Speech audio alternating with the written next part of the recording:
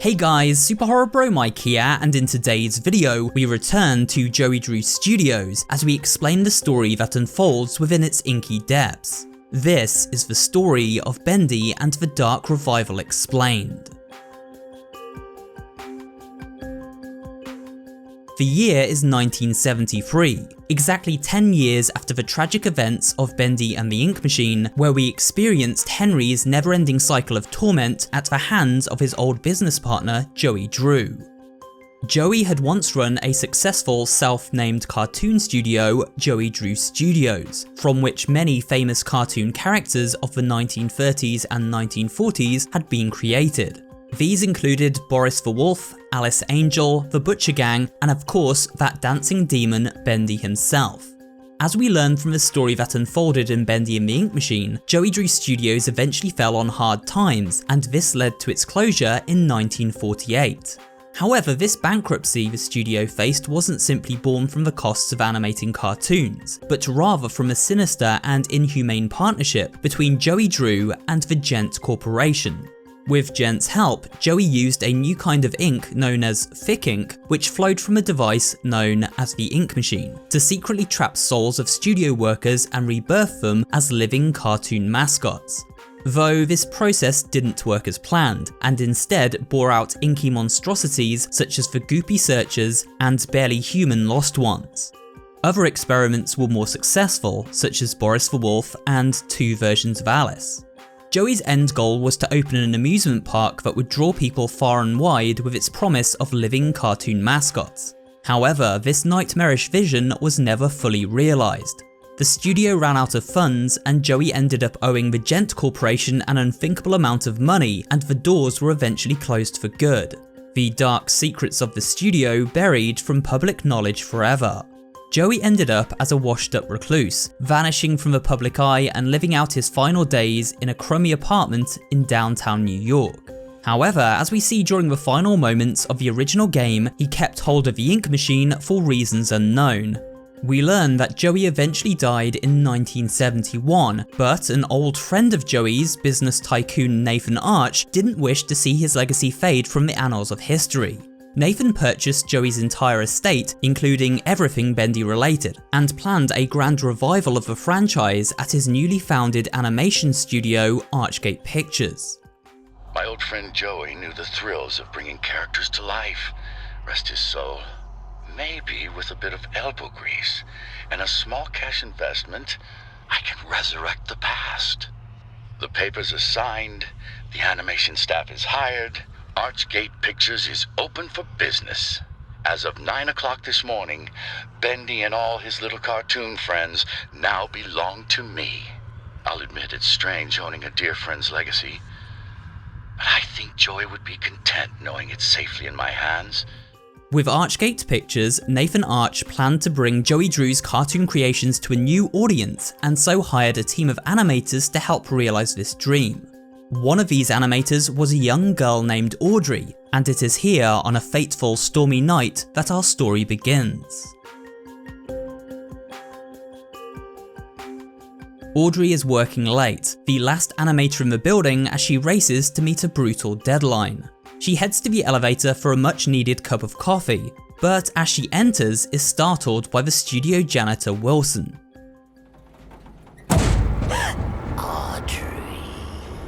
Wilson? You scared me to death. I'm sorry, my dear. Didn't mean to frighten you. You're working late tonight.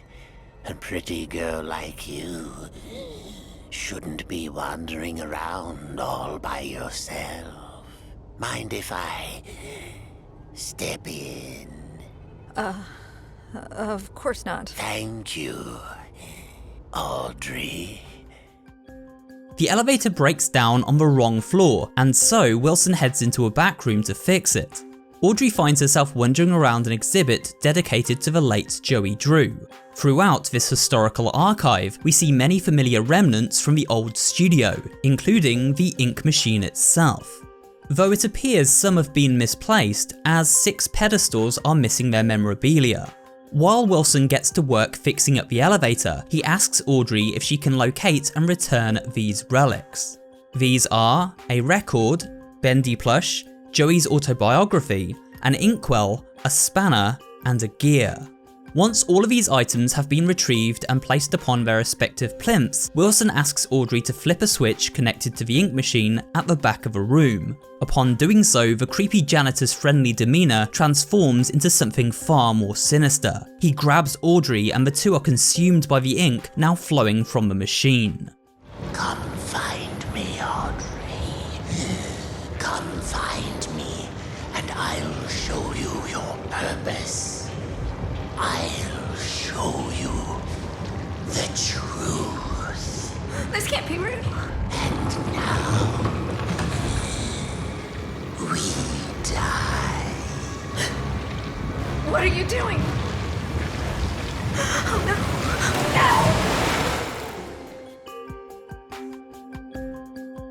When Audrey wakes, she is no longer inside the world she once knew. Instead, her surroundings resemble that of a monochromatic living cartoon. An inky message on the wall before her ominously reads, "Welcome home." But what does this mean? She then realises that she too has adopted a new inky form, her human appearance now more reminiscent of the cartoon characters she used to draw. As Audrey begins to explore, she discovers that this inky nightmare is a recreation of the long-forgotten Joey Drew Studios, now inhabited by all manner of inky monsters. These include lost ones, searchers, and even terrifying versions of the Butcher Gang, brought to life before her very eyes. She finds many notes and audio logs scattered about the halls of the studio, which explain its dark history. How Joey Drew was a tyrant who worked his employees into the ground, how the studio collaborated with a company known as Gent, and how it faced financial hardship along the way. There are also notes that refer to Wilson and speak of him as the man who banished the Ink Demon. Some notes seem more direct, as if purposely guiding Audrey through this inky world. They offer helpful hints and are mysteriously signed with the handle, "Your Best Pal." It isn't long before Audrey encounters a friendly face amongst the masses of unfriendly ones, a cartoon rendition of the beloved character Alice Angel. Ugh, what is this horrible place? Yeah, I remember my first day down here. I know, it's scary. But you're actually pretty lucky. The machine could have turned you into a searcher. You mean that thing that attacked me? No, that's a Piper. And he's part of a gang, so be careful. I don't understand any of this. I can't think. It hurts. You'll catch on pretty quickly, if you can stay alive. Of course, we know this character to be called Alison, and she warns Audrey of a creature known as the Ink Demon, a monster who still rules over these halls despite Wilson's claims that he banished him away. Something doesn't quite add up here, as we remember from the story of the previous game that it was Henry Stein, an old friend of Joey Drew, who helped found the studio and create Bendy, who banished the Ink Demon during the final moments of the previous game after playing a film reel titled The End. Audrey presses on and makes her way inside the animation wing of the studio, where with Alison's guidance, she manages to acquire a weapon to defend herself in the form of this Gent pipe. The pipe is lodged in the stomach of a deceased lost one who has been strung up for following the path of the Ink Demon. It seems all those drawn to walk with demons are harshly punished as a result, all at the behest of the mysterious Wilson. Weapon in hand, Audrey can finally fight back against the hordes of inky enemies standing in her way, but she also discovers she has gained new powers alongside her new form. The ability to sneak upon an enemy and banish them, consuming their life force and transforming it into healing energy. Audrey is no ordinary trapped soul within this world. She seems to possess a unique connection to it and draw power from her surroundings. Beyond the animation alley, Audrey finds a secret room where a familiar face is held prisoner. A living version of Bendy himself in his cute cartoon form. A far cry from the terrifying Ink Demon she has heard tales of. Audrey approaches Bendy and extends her hand in friendship, but in doing so inadvertently shocks baby Bendy with her dark powers, causing him to scurry away into the vents. It's okay. See?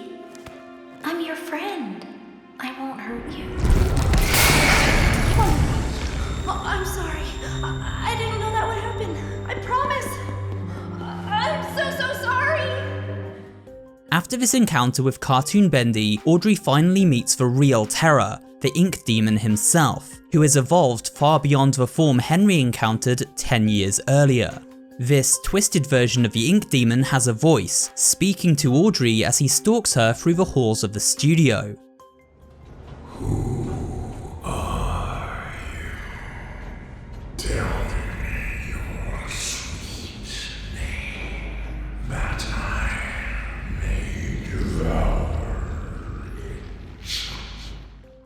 The Ink Demon has the power to influence those born from the ink machine. He learns of a soul's secrets through the ink and then speaks to them, his voice turning one's mind to madness. Notes found throughout the studio speak of how this demon gives a lost soul purpose.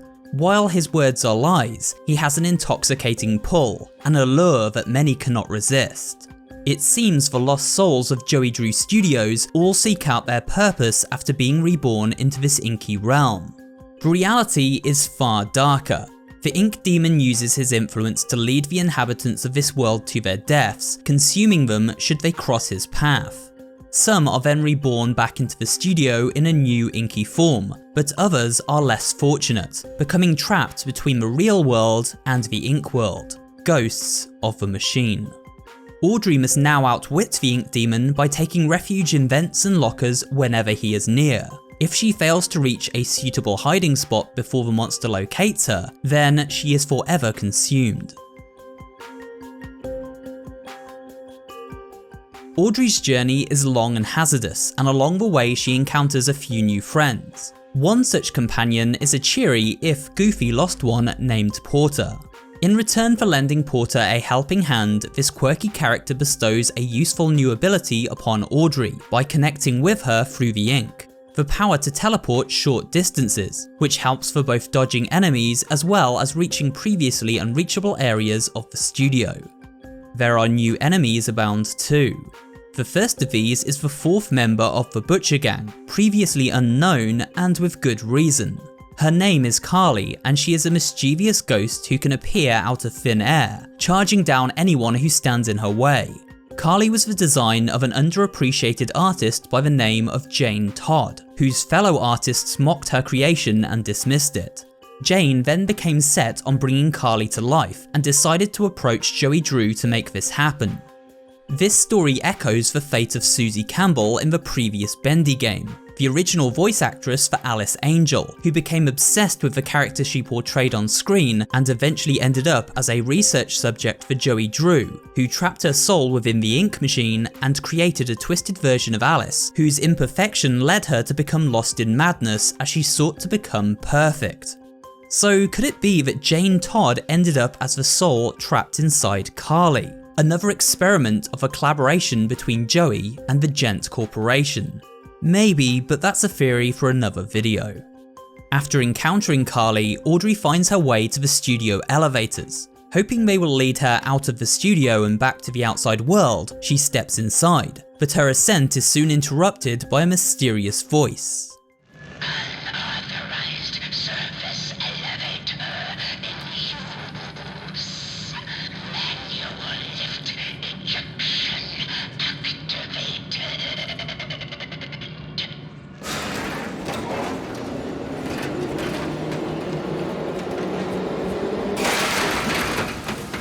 The elevator plunges into the deepest depths of the studio, where Audrey finds herself in the lair of yet another new enemy, a giant inky spider known as King Widow. The King Widow is another monstrous creature that has evolved from the ink, and it lays clusters of eggs all around its home at the bottom of the elevator shaft. These eggs hatch out mini widows, who bite and claw at Audrey as she desperately tries to open the exit and defeat the King Widow. After finally conquering the mighty arachnid terror, Audrey makes her way into the nearby sewer system, where she encounters Cartoon Bendy once again.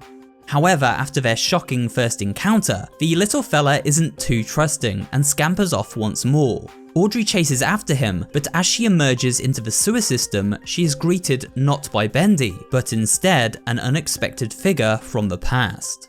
I believe there's something special in all of us, especially you, Audrey. Who are you? Don't you know me? Take a good look. Aren't you? Joey Drew? In the flesh. Well, so to speak. Come on up. Let's take a little walk. Joey Drew lives on inside the ink machine, now in a cartoon form. He invites Audrey into the safety of his hideout, and on the way, explains a little about how the world inside the ink machine actually works. He claims this inky cartoon realm exists in parallel with the real world outside, though in this realm, time does not pass in a linear fashion. The world inside the ink machine is stuck in an endless cycle, a never-ending loop that repeats over and over. With each time it repeats, the world slowly begins to crumble and wear down. This is why we see messages around the studio stating that the machine must endure. It is also why surroundings seem far more unstable and broken than they did when Henry took his own journey 10 years earlier. Joey also explains that someone from the outside world is messing with the one inside the ink machine. This disruption has resulted in the appearance of dark entities emerging from the inky puddles. We know the man responsible for this disruption is Wilson. The worst of these creations are the Keepers, who have taken over the nearby Gent workshop. These Keepers have frozen the cycle in place and changed events, which is why Bendy has evolved and the studio become more deadly than ever before. Joey then explains Audrey's purpose. She is here to set things right and break the cycle. You're here for a reason, Audrey. There's always a reason, even when you can't understand it. You made this world. Why can't you fix it? Because I'm not the man. I'm just the memory. Joey fades away, revealing himself to be nothing more than a ghost of the machine, a memory born from the ink within. After this startling revelation, Audrey faces the inky depths of the sewers, where after defeating a high-ruling lost one named Lord Amok, she takes the throne in his place. She can't sit on the throne for too long though, she has a mission to complete, and so heads up the ladder and surfaces in a train station overlooking a vast city, the city of broken dreams. Here Audrey finally catches up to baby Bendy and manages to win him over with some kind words. I didn't mean to hurt you, and I really don't think you want to hurt me either, right? Good. Let's be friends then, okay? What do you say? You and me? Awesome. Maybe you can help me. I'm looking for the old Gent building. What's wrong? Is it a bad place? It's okay. I won't let anything happen to you. We'll go one step at a time. Just you and me. Let's see what we can find. With their trust issues resolved for the time being, Audrey and Bendy head out onto the city streets and over to the Gent workshop that Joey pointed her toward. Unfortunately, their entry is denied and an ID card required. Bendy helps Audrey track down a note written by a Gent worker. This note guides them to a rundown hotel where the ID card has been left for safekeeping. As Audrey walks over to collect the card, she is approached by Joey Drew once more, who whisks her away to a familiar location where a memorable voice can be heard. All right, Joey. I'm here. Let's see if we can find what you wanted me to see. Audrey finds herself in the area of the studio where Henry first began his own cycle back in 1963. Though it now looks far more ruined, worn down by the many cycles this inky realm has had to endure over the years. Joey prompts Audrey to take a seat before a projector, and here he explains his history with Henry and Audrey's own origins. Joey had been a bitter man in life. Frustrated that his old business partner Henry Stein left the studio, Joey created the ink machine, alongside a version of Henry that he could trap inside its world and torment forevermore, within an endless cycle of misery. However, as the years went on, Joey found a guiding light, a voice actress at the studio named Alison, who took over the role of a character from Susie Campbell, befriended Joey and warmed his icy heart. Inspired by Alison, Joey created a version of her within the ink machine, a new version of Alice Angel that would help Henry on his path and bring him hope within his endless loop. After doing so, Joey decided to create something to help him find his own purpose in life. A daughter. This daughter was also born from the ink machine, and her name was Audrey. Although the road to creating Joey's perfect daughter was long and many failed experiments occurred along the way, we discover this knowledge in a note located further into the game. These failed versions of Audrey referred to Joey as Uncle, and one can be heard at the end of the original game. Tell me another one, Uncle Joey. You will also notice that the picture drawn by Henry, once found hanging in Joey's apartment, appears on the wall beside Audrey's desk in her office at Archgate Pictures, proving this connection to be genuine. Learning the truth that Joey is her father is too much for Audrey to handle. I'm not listening to any more of your lies. Remember who you are, Audrey. Leave me alone. With this revelation, Audrey returns to the present and collects up the ID card. But when she exits the hotel, Bendy is gone. Audrey heads back to the Gent workshop and manages to gain entry, but upon doing so, learns of another worrying revelation. As she makes her way to the front entrance, she is ambushed by the ink demon. But just as he is about to attack, electrical pylons spark to life and transform him into cartoon Bendy before her very eyes. The ink demon and Bendy are one and the same, dual personalities trapped inside one body that can transform in the blink of an eye. A balance of both good and evil, love and hatred. In a daze, Bendy wanders off into an inky passage in the wall, leaving Audrey to live to fight another day. The Gent workshop holds many dark secrets. It reveals just how twisted the Gent Corporation became in its pursuit of turning people into living cartoon creations via the power of the ink machine. An audio log explains how men from the street, down on their luck and living in poverty, were paid to become part of Gent's research and experimentation. Unbeknownst to these poor souls, this meant becoming imprisoned within the confines of a workshop and killed. Their bodies pushed down a chute into a location known as the Pit, where Gent would blend them with the ink and revive them in a new cartoon form, just as Wilson did to Audrey at the beginning of the game. We see bodies hidden under sheets throughout this creepy location, remnants of these experiments. While Joey Drew was working with the Gent Corporation, we hear tales of how they took over the studio like a parasite, filling its halls with their staff who were abusive towards the many studio employees toiling away on Joey's cartoons. The Gent Corporation became increasingly interested in Joey's idea of bringing cartoons to life, even building a tunnel between his studio and their newly founded workshop in order to better coordinate their experimentation. Accountant Grant Cohen even comments on how he believed Gent was bailing Joey out financially so these inhumane activities could continue amidst his bankruptcy. One scientist named Alan Gray continued to inquire about the ink machine after Joey's passing. The machine, now property of Nathan Arch, had made its way inside the Archgate Pictures building, and Mr. Gray visited on several occasions to keep tabs on it. Even after experiment had halted due to the closure of Joey Drew Studios, it seems Gent were thirsty to continue their terrible experiments. After leaving the workshop, Audrey reaches a grand industrial factory, where she finally encounters the creepy keepers that Joey warned her of back in the sewers.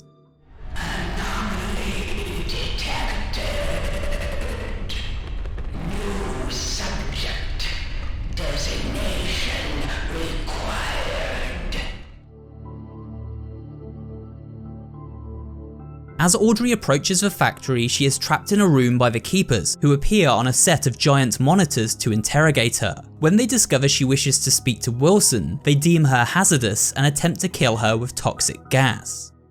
Please let me see him. Subject has been deemed hazardous. Toxic fumes activated.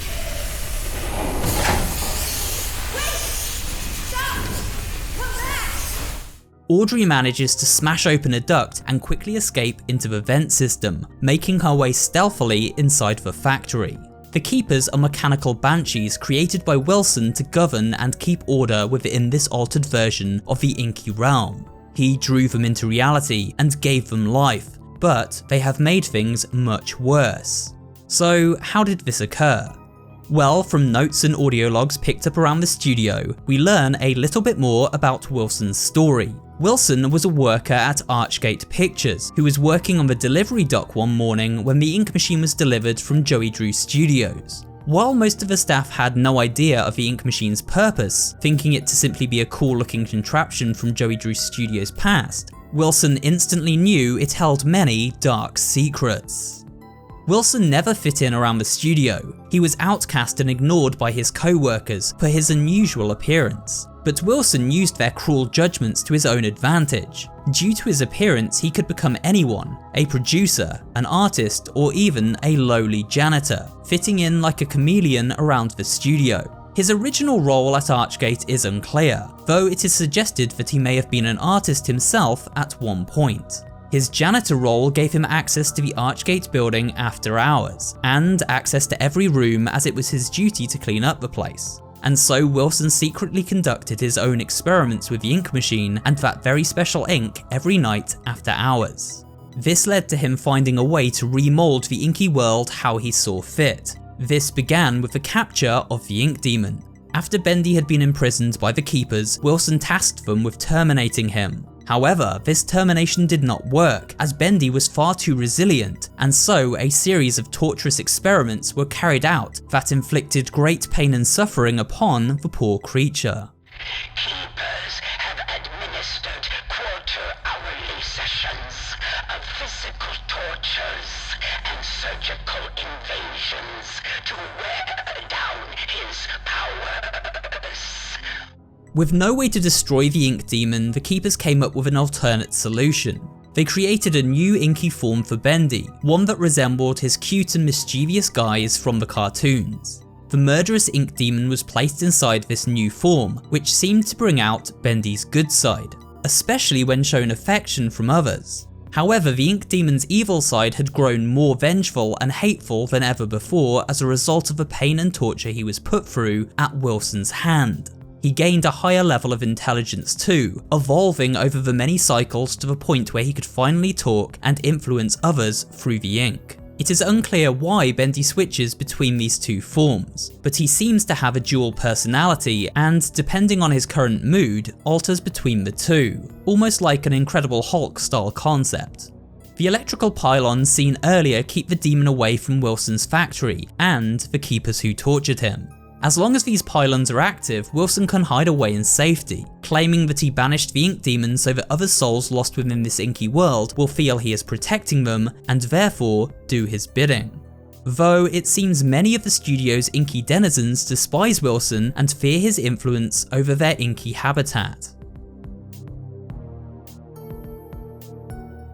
After Audrey discovers the truth behind the Keepers and their experiments, she reaches the darkest depths of the factory and a room with the sign cycle breakers hanging above. However, she is locked out of this area and is approached by a childlike lost one who offers to grant her access if she indulges her in a game of hide and seek. Find me and I'll open the door for you.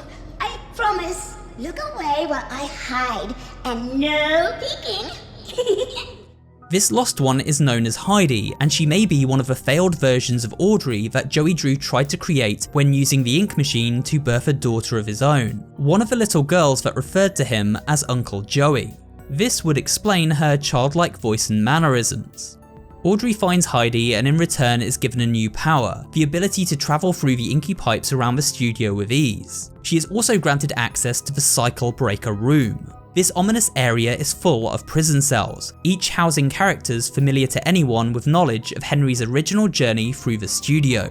There's Norman Polk the projectionist, Sammy Lawrence who celebrated and praised the Ink Demon, and Bertram Piedmont the frustrated architect behind Bendyland, though the cell containing Alice Angel is oddly empty. Wilson feared these characters as they all had major impacts on the previous cycle and therefore the knowledge of how to break it. As Wilson and the Keepers had frozen the cycle in place, they do not wish for it to be tampered with by these cycle breakers. Of course, the one person responsible for resetting the cycle each time is Henry, and lo and behold, Audrey finds him locked away here too.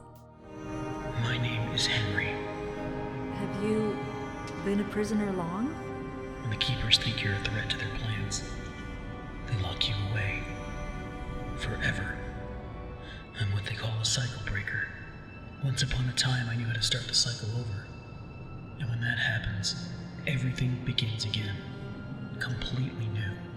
Obviously, Wilson and the Keepers don't want that to happen. Henry tells Audrey that the ink demon is the key to resetting the cycle and restoring the studio to its original form. In order to do this, Audrey must complete the same mission as Henry once did: play Bendy a reel of film labelled The End. The film reel is located deep within Wilson's retreat, so Audrey leaves Henry in the confines of his cell and pushes on. It isn't long before she is captured by a keeper and put to sleep. When she wakes, Audrey finds herself on a train heading to Wilson's hideout. Wilson sits before her and explains why he forced Audrey into this world. There's nothing to fear as long as I'm with you. You're safe now. You did this to me. You brought me here.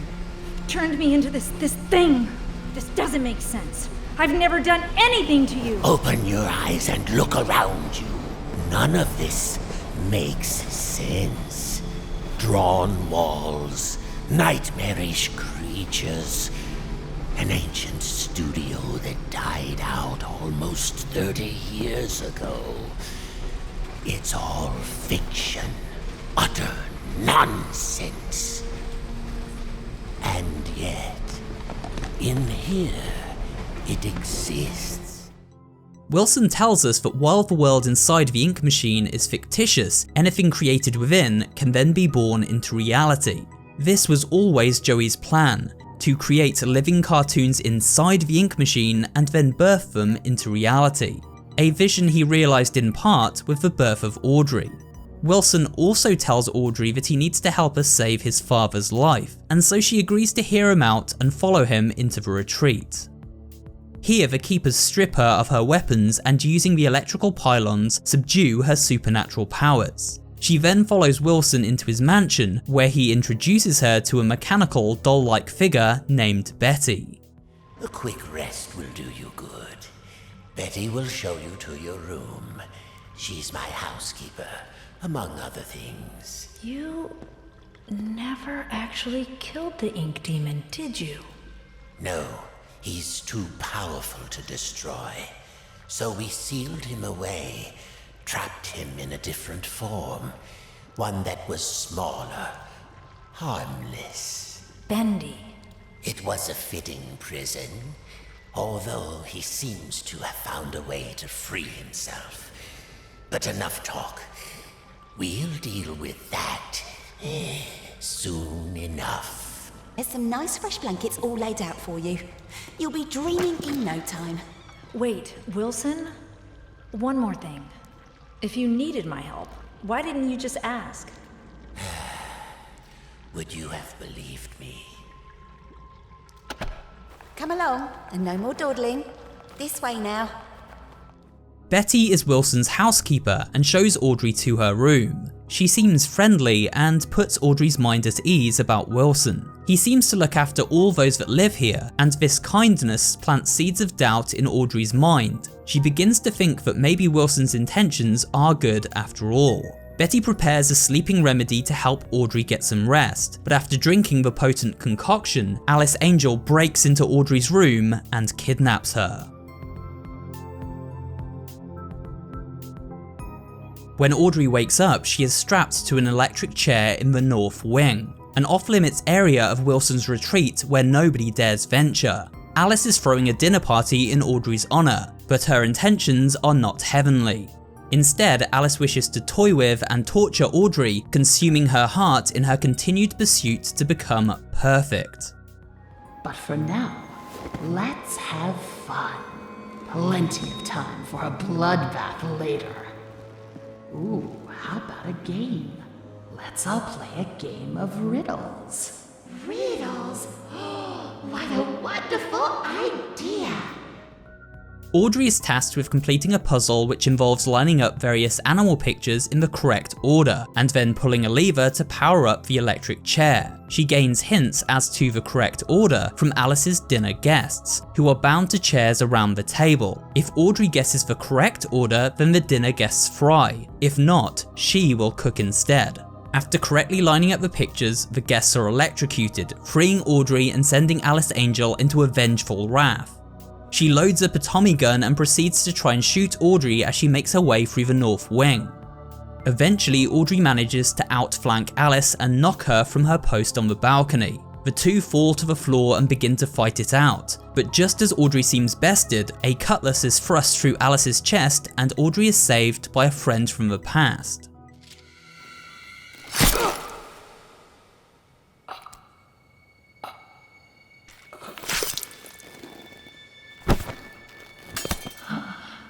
My face. You have my face. It's our face.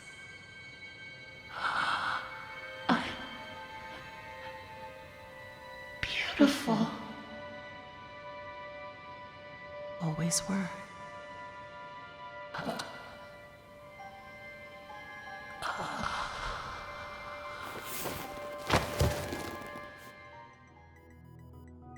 Once again, good Alice intervenes and saves Audrey from evil Alice, just as she did for Henry in the story of Bendy and the Ink Machine. Because Alice escaped from her cell inside the Cycle Breaker prison, an opportunity reopened for the cycle to continue, which is exactly what Wilson was trying to avoid. Audrey gives a name to good Alice, the title we all know her by, Alison. The machine creates many of the same forms, at least on the outside. On the inside, we're all pretty different. Well, from now on, I'm gonna call you something other than Alice. It just doesn't suit you. Oh? What do you have in mind? How about Alison? It's not bad. Okay, I'll try it out. But only if you can tell me what in heaven's name you're doing in Wilson's retreat. We also learn that Alison felt sorry for Alice and has been trying to look out for her, writing her secret messages to try and bring out the good within her. She felt sorry for the fallen angel and her misguided mission to become perfect. Alas, the cycle always ends the same way, with Alice dying by Alison's hand while protecting the story's protagonist. Alison also brings along a familiar face, Tom, a version of Boris with a mechanical arm who acts as her partner in crime. The two promise to assemble an army to fight back against the Ink Demon, while Audrey heads to Wilson's laboratory to hear out his master plan. And so we come to the end of Audrey's adventure as she faces Wilson in his laboratory. The journey to the lab is strange to say the least. It appears Wilson has managed to channel colour into this world, running it through a series of pipes and into the laboratory. Wilson explains that in order to destroy Bendy, they must create a successor to him, an entity even more powerful that can act as a god to rule over this world. To do this, Wilson created a character of his own, a sailor character named Ship Ahoy Dudley. However, this character would need a soul, and Wilson has decided that Audrey, with her connection to the machine and powerful abilities, will be the perfect fit. It could work, but it sounds risky. How will we control him? We don't want to repeat Joey's mistake. No, we don't. All of the factors must be perfect. The right design, the right science, and the right soul. What? At last your purpose is revealed, Audrey. This is why you're here. With your soul inside him, my creation will live forever. Stay away from me.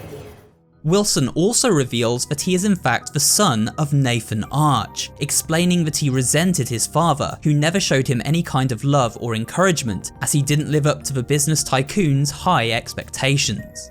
Wilson grabs Audrey and pulls her towards his splicing machine, but she fights back and manages to push him into the mass of saws and blades, shredding his body to ribbons and entrapping his soul within the Dudley design. In the next room, Audrey locates the ink machine and powers it up. This brings Ship Ahoy Dudley to life, who then proceeds to try and kill her. Fighting back, Audrey almost manages to destroy Wilson and his monstrous creation after a long fought battle to the death, but is grabbed at the last minute. Her legs ripped from her body, she begins to bleed out into an inky puddle on the floor. Just as it seems all is lost, the ink demon attacks Wilson and tears out his throat, managing to make his way into the lab as Audrey had shut down the electrical pylons.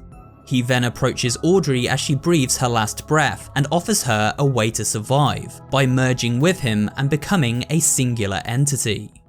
Join the dark puddle and give in to your suffering. You have nothing. You are without purpose. Your very existence was a terrible lie. You're a mistake. A monster. Like me. Audrey takes Bendy's hand and merges with the ink demon, creating the monster Beast Bendy, the final form the demon took when facing off against Henry during his cycle.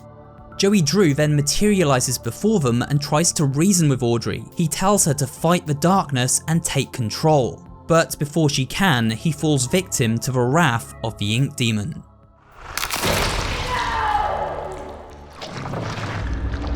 The future is sealed.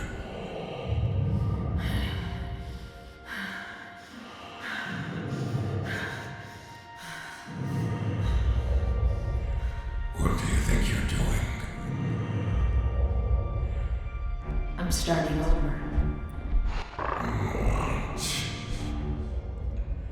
This is the end. Seeing her father destroyed before her very eyes awakens something within Audrey, giving her the drive to fight the darkness and take control of her host body. She overpowers Beast Bendy from within and uses him to mow down the inky army of lost ones who follow him. As she bounds through the halls of the studio, a collection of familiar faces return to help her along the way. Alison, Tom, Porter, and even Henry all show up to open up doors and guide Audrey to the projector room, where the film reel, The End, can be played to Beast Bendy, and in doing so, resets the cycle once more. This undoing all of Wilson's corruption and returning things to their original state. We then return to Archgate Pictures, where Audrey is once again in her human form, though she now knows of her cartoon origins, and her body literally bends just like the rubber hose cartoons she used to draw. By breaking Wilson's cycle, Audrey has been freed, and now she is able to rule over the world inside the ink, making it a better place for all of the lost souls trapped within. And in one final twist, her merging with the ink demon allowed her to do something miraculous, to bring cartoon Bendy into the real world alongside her. Separated from his evil side, Bendy finally exists as a force of good, shedding his dark past and finding light within a new friend. Audrey has achieved what her father Joey had always hoped to. She brought a cartoon to life. But as the credits roll, we experience a wrinkle in this happy ending. The Gent Corporation, likely led by Alan Gray, steal away the ink machine under the cover of darkness and transport it to their workshop. This hints at a setup for a third game, where Audrey and Bendy will have to work together in the real world to stop Gent and save those still trapped within the inky depths of the machine. And with that, we come to the end of this look at the story of Bendy and the Dark Revival. There's many elements of this story still to cover in detail, and plenty of plot points to theorize over, but for now I hope you enjoyed this look at the surface level story and found it both entertaining and informative. If you did, remember to leave a like, comment down below, and of course subscribe for more horror related content. Thanks for watching, and I will see you on the next video.